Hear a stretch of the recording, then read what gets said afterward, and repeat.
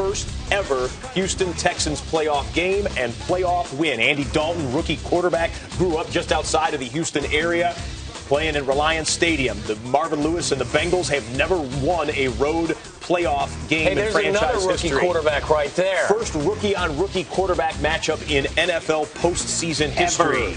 T.J. Yates trying to deliver the football there to Owen Daniels. Tough call here because when the player launched, and I understand the defenseless player rule, and by the letter of the law, because he's already launched, he's trying to go low. The defender, offensive player, sees him.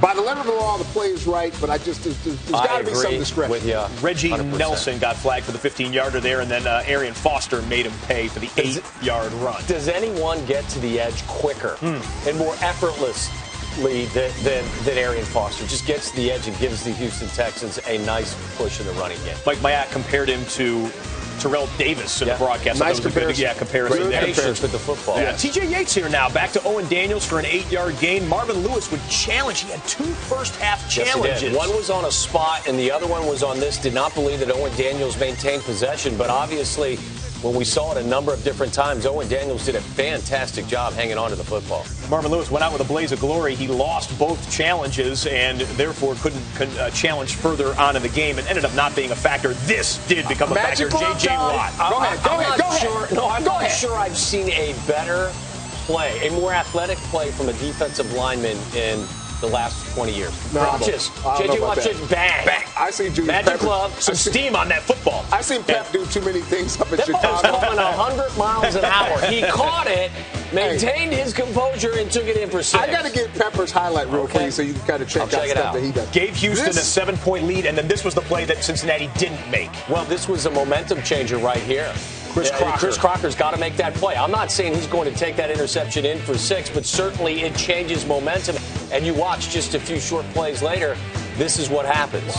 T.J. Yates, Andre Johnson. Pac-Man Jones came out for a play with an injury, came back in. They went right at him. And something wrong with the 2 and the 4 in this game for Cincinnati. 42 and 24. There you go. Discipline was a problem. Boom! You can't squat on that. You just can't on that guy. Well, and Crocker took a bad angle as well. He sat on the route from the safety position also, and Andre Johnson made him pay. And time again throughout the game, that's exactly what they did. 40-yard touchdown, 2-touchdown lead. So what would Andy Dalton do with it then? He goes to Jermaine Gresham, 16 yards there, but he's short of the first down. Next play, it's 4th down. You get a timeout then. They were going to punt it, or at least line up in punt formation. Timeout Texans. Then they come back and go for it.